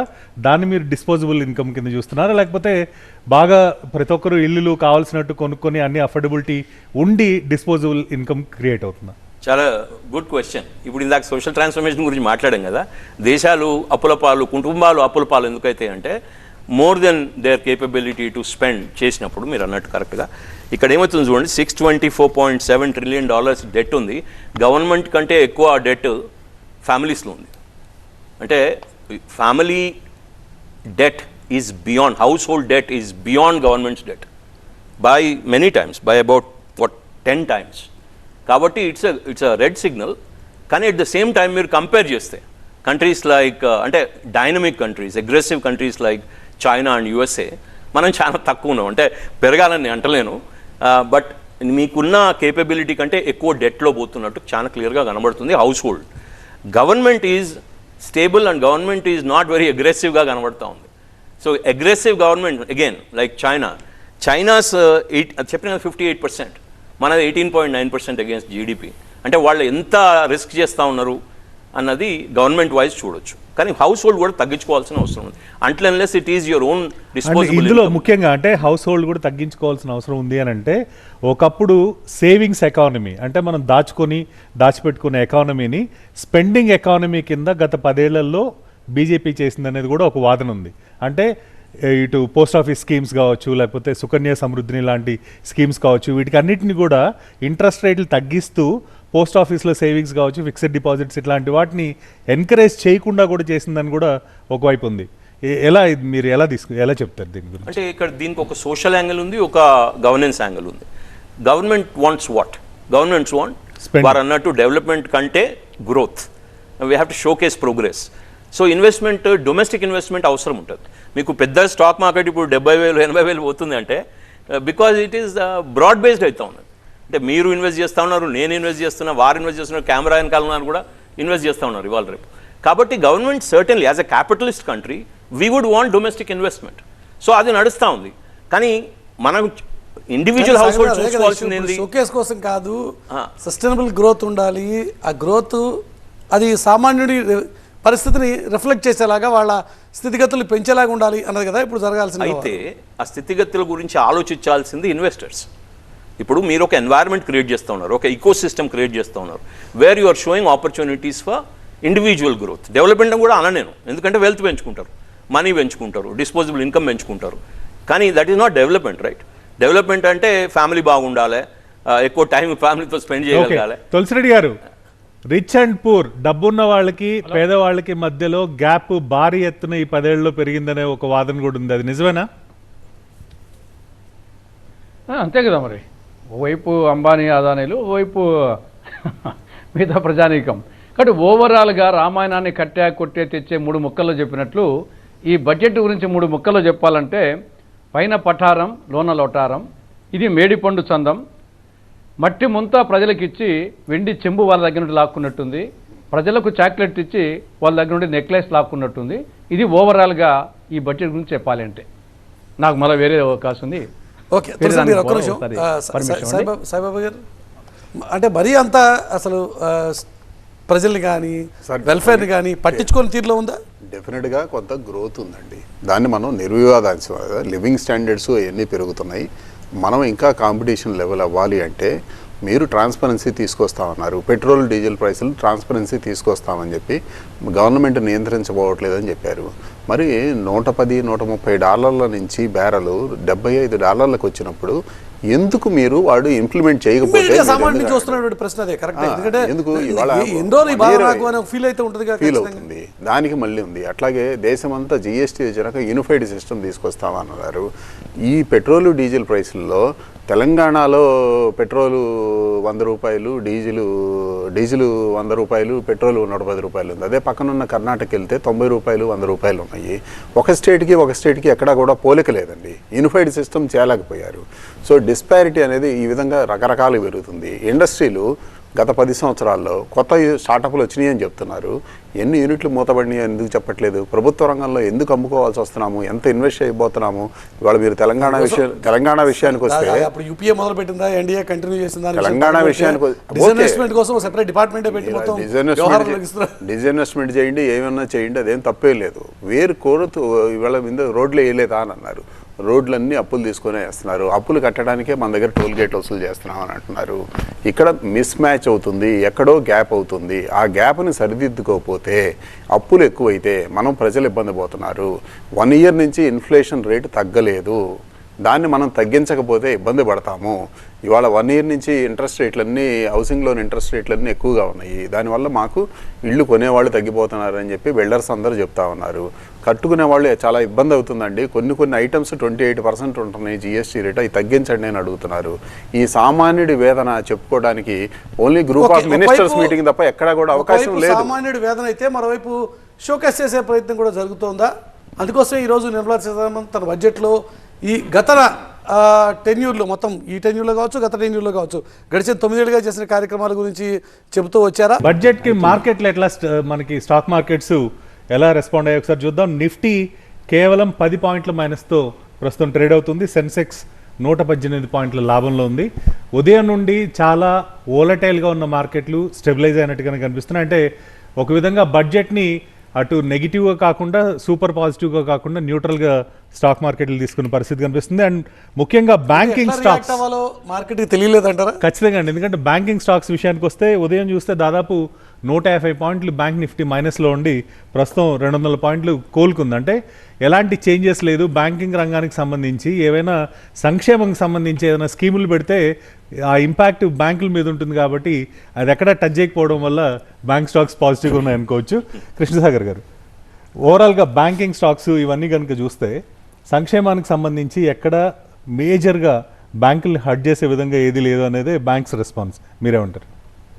Completely agree with you. ఇప్పుడు ఏంటంటే అక్కడ ఒకటేంది అంటే ఇది పాపులిస్ట్ బడ్జెట్ కాదు, పాపులర్ బడ్జెట్, కానీ పాపులిస్ట్ కాదు. మరి అక్కడేమో తులసిరెడ్డి గారు మేము రుణమాఫీ చేస్తామంటున్నారు. వారు కాంగ్రెస్ పార్టీ వారు అధికారంలోకి రారు, వారు చేయలేరు. కాబట్టి నేనేమంటున్నా అంటే వారు సబ్సిడీస్ బేస్డ్ మీదనే నడిపిద్దాం, వెల్ఫేర్ బడ్జెట్తోనే నడిపిద్దాం అనేది కాంగ్రెస్ పార్టీ వారి స్టేట్స్లో కూడా అదే చేస్తూ ఉన్నారు. ఎందుకంటే దే ఆర్ థింకింగ్ నాకు ఈ టర్మ్ వచ్చేస్తే సరిపోతుంది, నేను అధికారంలోకి వస్తే సరిపోతుంది, దాని తర్వాత ఎన్ని అప్పులైనా ఏదైనా ఉన్నా పోయినా రాష్ట్రం మనకి పట్టలేదు. ఇప్పుడు చూస్తున్నారు కదా, అది చేసినా చేయకపోయినా. రేవంత్ రెడ్డి గారు నిన్న, ఐ డోంట్ పొలిటిసైజ్ డిస్కషన్ ఇది బడ్జెట్ మీద, కానీ నిన్న వారు ఓపెన్గా చెప్పడం జరిగింది, నేను మోసం చేశాను మీ అందరినీ అని.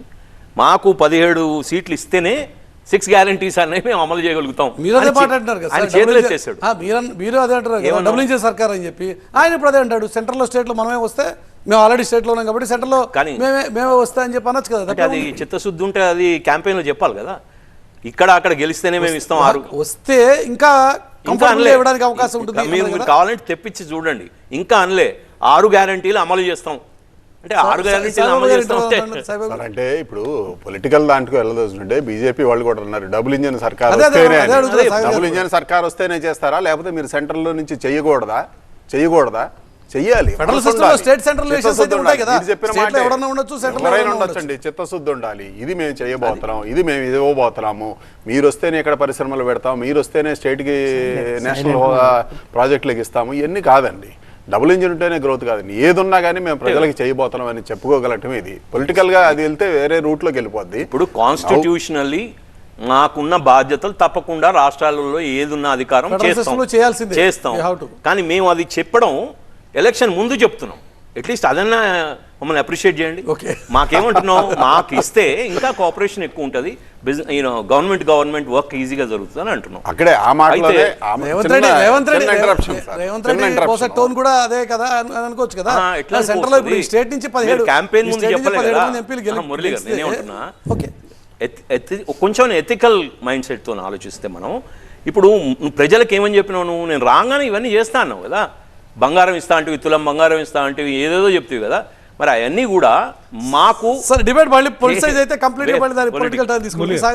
టోటల్ గా 97 పాయింట్స్ ఈ రోజు బడ్జెట్ ప్రవేశపెట్టినప్పుడు నిర్మలా సీతారామన్ గారు మాట్లాడారండి. ఇందులో ఇంట్రెస్టింగ్ అండ్ ఇంపార్టెంట్ పాయింట్ ఒకటి 44th పాయింట్, ఎవరైతే రెంటెడ్ హౌసెస్లో ఉన్నారో వాళ్ళకి, స్లమ్స్లో ఉన్న వాళ్ళకి, అదేవిధంగా అన్ఆథరైజ్డ్ కాలనీలో ఉన్న వాళ్ళకి ఇల్లు కట్టుకోవడానికి అవకాశం కల్పిస్తాము, దీనికి ఒక కమిటీ ఏర్పాటు చేస్తూ ఉన్నారు. ఇది నిజంగా మిడిల్ క్లాస్ వాళ్ళని అట్రాక్ట్ చేయడానికా, లేకపోతే ఇంప్లిమెంటేషన్లో కూడా దీనికి ఛాన్సెస్ ఎంతవరకు కనిపిస్తున్నాయి? అంటే టైట్ పాలసీ ఫ్రేమ్వర్క్ పెట్టుకుంటే పీపీపీ మోడల్ టైప్లో government can give kind of unsecured loans properly are bill transfer kind of an option. ఎప్పుడైతే ఇట్లా ఇందిరమ్మ ఇల్లు చేస్తూ ఉన్నారో, ఇంతకుముందు వాళ్ళు చేసినట్టు, ఇప్పుడు మోదీజీ ఆవాస్ యోజన ఎట్లా చేస్తూ ఉన్నారో, అట్లా మిడిల్ క్లాస్కి కూడా you can apply and get some kind of a SOPs to build your own or buy, అది చెప్పడం జరిగింది. సో అది కొత్త policy, this the only policy which is new in the interim budget specially. So ఇది చాలా మంచిది అంటే middle క్లాస్కి. ఎందుకు అంటే వారు ఎందుకు తీసుకొచ్చారని నేను అనుకుంటున్నా అంటే అఫోర్డబిలిటీ అనేది తగ్గుతా పోతా ఉన్నాం, especially semi urban and urban ఏరియాలలో. మామూలు ఉద్యోగాలు చేసుకునే వ్యక్తులు, మిడిల్ క్లాస్ వాళ్ళు ఇల్లు కొననంత పరిస్థితికి వచ్చేసింది ఆల్రెడీ.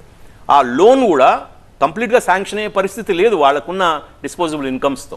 కాబట్టి కేవలం ఎన్నికల కోసం కాదు అంటారు. ఒకసారి రావు గారు కూడా రియాక్ట్ అవుతారు. రావు గారు, కేవలం ఎన్నికల కోసమో లేకపోతే ఇక 2 నెలల్లో ఎలక్షన్స్ ఉన్నాయి కాబట్టి దానికి తగ్గట్టు మేము ఎక్కడా బడ్జెట్ ప్లాన్ చేసుకోలేదు, ఇది మాకున్న టెన్యూర్లో ఈ టర్మ్లో ఈ షార్ట్ స్పాన్లో ఏవైతే చేయదగ్గ అంశాలు ఉన్నాయో వాటి మీదే ఫోకస్ పెట్టామన్నది అధికార పార్టీ మాట. Do you agree with that? స్థూలంగా ఓటాన్ అకౌంట్ బడ్జెట్ అయినప్పుడు దీంట్లో పాలసీ విధానాలు వాళ్ళు ఏం ప్రకటించలేదు. ప్రకటించకపోయినప్పటికీ వారి ఆత్మ ఏముంది, which they could not hide behind, అంటే దాచేస్తే దాగని సత్యాలు ఉంటాయి. అవి ఏం కనిపించింది అంటే మేము ఇప్పటిదాకా ఏవేవైతే సాధించామో వాటిని మరింత లోతుగా తీసుకొని పోయి అవే విధానాలను, అంటే నేను స్థూలంగా చెప్పాలంటే చెప్తున్నా, తిరిగి అధికారంలోకి వస్తామనేటువంటి నమ్మకం చాలా సంపూర్ణంగా ఉందన్నట్టు తొలితే చెప్పారు. ప్రారంభంలోనే నిర్మలా సీతారామన్ గారు అన్నారు, మా ప్రభుత్వం పలానప్పుడు చేస్తుంది, ఇప్పటి నుంచి 5 ఏళ్లలో చేస్తుందని చెప్పారు. ఒకవేళ ఈ తిరిగి 5 ఏళ్ళు అధికారంలోకి వస్తే ఈ 5 ఏళ్ళు 10 ఏళ్ళు ఏవైతే చేశామో వాటిని ఇంకా కొనసాగింపుగానే ఉంటుంది బడ్జెట్ అని కాదు, విధానాలు అనేది బడ్జెట్ ద్వారా తెలియజేశారు. అయితే కేటాయింపులు లేకుండా, విధానాలు ప్రకటించకుండా దానిపైన ఈ బడ్జెట్ మంచిదా చెడ్డదా అని మనం చర్చించడానికి ఎక్కువ అవకాశం దీంట్లో లేదు. అయితే రావు గారు అన్నట్టు ఇప్పుడు మీరు అనెక్షర్స్ కానివ్వండి, దీని తర్వాత వచ్చే ఫుల్ డాక్యుమెంట్ కానివ్వండి చూస్తే అనౌన్స్ చేసిన ప్రతి పాలసీకి దానికి ఒక బ్యాక్గ్రౌండ్, దాని కాన్సెప్ట్, దాని ఫ్రేమ్వర్క్, దానికి తగిన పాలసీ ఫ్రేమ్వర్క్ ఇస్తారు. కాబట్టి అది వారు చదివితే, ఇప్పుడు ఆబ్వియస్లీ మన దగ్గర ఎవరి దగ్గర లేదు, ఫుల్ బడ్జెట్ వచ్చినట్టుంది, బట్ అనెక్షర్స్ వస్తే మనకి కంప్లీట్గా తెలుస్తుంది. కాబట్టి ఒక పాలసీ డిక్లేర్ చేసి దానికి ఏం ఫ్రేమ్వర్క్ ఇవ్వకుండా ఉండరు. రెండో విషయం, వారు సాయిబాబా గారు సామాన్యుడు యాక్చువల్లీ పెద్ద సమస్య అనుకునేది ఎవ్రీడే ఫ్యూయల్ ఏదైతే ఉన్నదో డీజిల్ పెట్రోల్ పైన ఛార్జెస్ ఎందుకు తగ్గవు అని వారు రెడ్డి గారు రైట్ చేసినా, సాయిబాబా గారు రైట్ చేసినా, ఫస్ట్ అడిగే క్వశ్చన్ అది కరెక్ట్. అయితే జిఎస్టీ ఎప్పుడైతే అన్ని రాష్ట్రాలని ఒక తాటిపై తీసుకురావడానికి పనిచేసిందో కేంద్ర ప్రభుత్వం, అప్పుడు కంటెన్షియస్ సబ్జెక్ట్ ఏంటంటే మీరే అన్ని ట్యాక్స్ కలెక్ట్ చేస్తే మా పరిస్థితి ఏంది, మళ్ళీ మీ దగ్గర నుంచి తీసుకోవాలి కదా అన్న దగ్గర నగలు అంటే ఈ గోల్డ్ ఆర్నమెంట్స్, జ్యువెలరీ ప్లస్ ఈ డీజిల్ మాత్రం రాష్ట్రాలకి ఎస్జిఎస్టీ కలెక్ట్ చేసుకోండి అని చెప్పి ఇవ్వడం జరిగింది. అయితే ఏమైంది అక్కడ 60% to 40% రేషియోలో సమ్టైమ్స్ కేంద్రం 60%, సమ్టైమ్స్ స్టేట్ 40%, దాన్ని ఈక్వలైజ్ చేసుకొని ఇప్పుడు దగ్గర 50% సమయానుకూలంగా మాట్లాడినట్టు ఈ ఇష్యూ వచ్చినప్పుడు అది స్టేట్ చూసుకుంటుంది అని చెప్పి. అయితే నేను ఏమంటున్నా అంటే ఆల్మోస్ట్ మెజారిటీ ఉంది, మీరు బుల్డోజ్ చేయాలంటే చేయొచ్చు కదా. అట్లా బుల్డోజ్ నిజంగా అది ప్రజలకు ప్రయోజనం అయితే లేదు, బుల్డోజ్ చేయలేము, ఎందుకంటే వాళ్ళకి ఇచ్చేస్తారు కదా. ఇప్పుడు excise collection to this percentage is yours అని ఇచ్చేశారు. అక్కడ బుల్డోజ్ చేస్తే మేము మాట తప్పిన వాళ్ళం అయితే. ఒక్క నిమిషం, నేను ఏమంటున్నాను, వారు అడిగిన ప్రశ్నకే ఆన్సర్ చేస్తున్నా. వారు 24% తీసుకుంటున్నారు అనుకుందాం ఎక్సైజ్ ఓవరాల్ ప్రైసింగ్లో, దాన్ని తగ్గించుకోవచ్చు, 10% చేసుకోవచ్చు, 5% చేసుకోవచ్చు. బికాజ్ వాళ్ళు చేసేది ఏం లేదు, ప్రొక్యూర్మెంట్ బయట నుంచే ఇంపోర్ట్ చేసుకుంటాం, మనది కాదు గ్యాస్, మనం ప్రొడ్యూస్ చేయము, బయట నుంచి ఇంపోర్ట్ చేసుకుంటున్నాం, దాన్ని రాలా చేసుకుంటున్నాం, తర్వాత ప్రాసెస్ చేస్తున్నాం, ప్రాసెస్ చేసి దాన్ని క్లియర్ చేస్తున్నాం. కాబట్టి చేసే పని అంతా సెంట్రల్ గవర్నమెంట్ చేస్తూ ఉన్నది. ఎక్సైజ్కి వచ్చేసరికి ఫ్రీగా ఒక 24-25% వీళ్ళు తీసుకుంటున్నారు, మిగతా అక్కడికి పోతుంది, సెంట్రల్కి పోతుంది. సెంట్రల్ కంటే ముందు అక్కడ కంపెనీస్, నేను మా రెస్పాన్సిబిలిటీ కాదు అని చాలా తక్కువ ఇక్కడ సాగర్ గారు రెండో యాంగిల్లో వచ్చారు, జిఎస్టీ యాంగిల్లో. నేను అడుగుతుంది ఏంటంటే $110 ఉన్నప్పుడు 99 రూపాయలు డీజిల్ ప్రైస్ తీసుకొచ్చారు. ఇవాళ బ్యారల్ రేటు $75కి పడిపోయింది. మీరు విధానం ప్రకారం తగ్గించాలి. ఈ విధానం అమలు చేయాల్సింది ఎవరు? గవర్నమెంట్ ఆఫ్ ఇండియానే. అది మీ ఫెయిల్యూర్. అది పక్కన పెట్టండి. మీరు అది ఎందుకు మార్చలేకపోయారు? మీరు అది విధానం ఇంప్లిమెంట్ చేయాల్సింది ఎవరు? ఆయిల్ కంపెనీలు. ఆయిల్ కంపెనీలు ఇబ్బడి ముబ్బడి ప్రాఫిట్లతో కోట్లు లక్షల కోట్లు డిక్లేర్ చేసే పరిస్థితికి వచ్చారు. మీరు వాళ్ళ దగ్గర నుంచి మీరు ఇంప్లిమెంట్ చేయండి. ట్రాన్స్పరెంట్ విధానం చేయకపోవడం వల్ల ఇలా ప్రజలకు ఇబ్బందులు అవుతుంది. రెండోది యూనిఫైడ్ పాలసీ తీసుకొస్తామన్నది చెప్పింది మీరే. యూనిఫైడ్ తీసుకోవాల్సిన బాధ్యత మీదే. ఇవాళ 20 రాష్ట్రాలకు పైగా మీరే పరిపాలిస్తున్నారు. కాబట్టి మెజారిటీ స్టేట్స్ యాక్సెప్ట్ చేసినాక మిగతా వాళ్ళందరూ కూడా కంపల్సరీ రావాల్సిందే. 29 రాష్ట్రాల్లో బుల్డో చేయకుండానే ఇదంతా వచ్చిందనేది కాదండి. ముందు ఆ ఆయిల్ ప్రైసెస్ $110 నుంచి $75కి బ్యారల్ రేటు పడిపోయింది. కాబట్టి దానికి విధానం పెట్టారు మీరే. దాన్ని ఇంప్లిమెంట్ చేయండి. మంచి ప్రశ్న సాయిబాబు గారు అడిగింది. దానికి ఆన్సర్ కూడా నేను ఏం చెప్పానంటే, ఇది ఈ ముడి సరుకు మనది కాదు. అంటే మనం ప్రొడ్యూస్ చేయము గ్యాస్, బయట నుంచి కొంటున్నాం కదా. ఈ రోజు 75 అయింది అంటున్నారు, రేపు 200 అయితే 200 అయినప్పుడు మా మీద పాసాన్ చేశారు కదా సార్. పాసాన్ చేశారు. అదే ఆయిల్ పూల్ అకౌంట్ అనేది గతంలో ఉండే, మనం కొంచెం వెనక్కి వెళ్తే ఒక 15 ఏళ్ళు వెనక్కి వెళ్తే ఆయిల్ పూల్ అకౌంట్ ఉండే, అప్పుడు ఈ చెక్స్ అండ్ బ్యాలెన్స్ అవకాశం ఉండే. కానీ ఇప్పుడు అది తీసేసారు కదా. అది తీసేసి ప్రైజింగ్ కంట్రోల్స్ అన్నవి ఇప్పుడు ఆ బ్యారెల్ రా మెటీరియల్ది కూడా ప్రైజింగ్ కంట్రోల్ బోర్డ్ అని పెట్టారు, కమిటీ పెట్టారు. దానిలో అంతా ఈ గ్యాస్ కంపెనీస్ ఓనర్స్ ఎవరైతే ఉన్నారో వాళ్ళు బాగుపడడం కోసం చేస్తున్నారు. సాయిబాబా గారి బాధ కూడా సామాన్యుడి పాయింట్ ఆఫ్ వ్యూలో వాళ్ళ ఆ బోర్డు వాళ్ళ డెసిషన్స్ అవన్నీ కూడా ఆయిల్ కంపెనీలకి లాభాలు ఏ రకంగా తీసుకురావచ్చు అన్న చుట్టూనే నడుస్తుంది తప్ప సామాన్యుడికి ఇది పర్కులేట్ చేయాలి, సామాన్యుడికి ఇది మీద ప్రెషర్ తగ్గించాలి అనే పాయింట్ ఆఫ్ వ్యూలో ఉండట్లేదు కదా ఇప్పుడు feeling. All economics is demand and supply. ఈ రోజు సప్లై తట్టుకోలేకపోయినాం అనుకోండి, ఒక రోజు ఏమైంది, ఒకటే రోజు మీరే చూపించారు, ఒకటే రోజు డీజిల్ పెట్రోల్ ఈరోజు రాదు అన్నారు. ఏమైంది హైదరాబాద్ అంతా? రేపు పొద్దున వాళ్ళు నష్టాల్లోకి పోయి మునిగిపోతే, వినండి ప్లీజ్, ఎకానమిక్స్ కదా, మునిగారు అనుకోండి, 2 కంపెనీలు మునిగినాయి, ఎందుకంటే వాళ్ళకి వర్కౌట్ అయితే లేదు ప్రైజ్. అప్పుడు ఏం చేయాలి? రేపు పొద్దున 3 వార్లు నడుస్తున్నాయి, 3 యుద్ధాలు నడుస్తూ ఉన్నాయి, రేపు పొద్దున ఏమవుతుందో తెలియదు. కాబట్టి ఏ రోజుకి ఆ రోజు ప్రైస్ సెట్ చేయలేరు కదా. దే హ్యావ్ టు ఒక బ్యాక్ ఎండ్ స్టాక్ అనేది పెట్టుకుంటారు. ఒక బ్యాక్ ఎండ్ ప్రైజింగ్ అంటే కొంచెం బఫర్ లేకుండా ఉంటే మీరు అవుట్ అయిపోతారు. అవుట్ అయిపోతే ఏమవుతుంది? ఇప్పుడు ఆ కంట్రీస్ ఉన్నాయి, ఇప్పుడు ఫ్రాన్స్ కూడా ఒక 13 రోజులు దే కుడ్ సప్లై గ్యాస్. ఫ్రాన్స్ సాగర్ గారు, ఇందులో మంత్లీ పాలసీ, మంత్లీకి ఒకసారి ప్రైస్ డిసైడింగ్ అని పెట్టింది ఎన్డీఏ గవర్నమెంటే, 15 రోజులకు ఒకసారి అని పెట్టింది మీరే, వారంకి ఒకసారి అని పెట్టింది మీరే, డైలీ ప్రైసెస్ చేంజ్ అని పెట్టింది కూడా మీరే. దాన్ని ఇంప్లిమెంట్ చేయండి అని అడుగుతున్నాం. ఇవాళ మేమే కొత్తగా అడగట్లేదు, మీరే పెట్టింది ఇవన్నీ కూడా. కనిపించడం లేదు ఈ ఇంటర్మ్ బడ్జెట్ వల్ల అన్నది ఒక ఫీల్ ఉంటే లేదు, సస్టైనబుల్ గ్రోత్ అనేది మా వల్ల జరుగుతోంది అన్నది అధికార పార్టీ మాట. ఒకటే మాట, నేను ఏమంటున్నా అంటే కోవిడ్ తర్వాత ఎన్నో దేశాలు కనిపించకుండా కూడా పోయినాయి. దాని తర్వాత ఫైనాన్షియల్ క్రైసిస్ అనేది డీపెన్ అయింది. పెద్ద కంట్రీస్ కూడా ఈరోజు టాప్ 5 కంట్రీస్ యావరేజ్ 2% గ్రోత్ ఉంది. కాబట్టి మనం మాత్రమే ప్రపంచంలో కాబట్టి ఆ 3 వార్లు నడుస్తూ ఉన్నాయి. కోవిడ్, పోస్ట్ కోవిడ్ ఎఫెక్ట్, ఇవన్నిటిని తట్టుకొని నిలబడగలుగుతున్నాం. కాబట్టి ఈ మీరు అంటే రాజకీయం చేస్తే విమర్శించవచ్చు మమ్మల్ని, లేకపోతే అప్రిషియేట్ చేయండి కొంచెం అని. చూద్దాం ఎలక్షన్ తర్వాత అసలు వ్యవహారం బయటపడుతుంది, సామాన్యుడు దీన్ని ఎలా రిసీవ్ చేసుకుంటాడో తెలుస్తుంది. డిబేట్లో పార్టిసిపేట్ చేసిన రావు గారికి, సాయిబాబు గారికి, కృష్ణసాగర్ గారికి, అలాగే తులసిరెడ్డి గారికి కూడా ధన్యవాదాలు. Thank you so much. ఇది బడ్జెట్ మీద special discussion. Next latest news updates సిద్ధంగా ఉన్నాయి. వచ్చిన బ్రేక్ తర్వాత చిన్న బ్రేక్.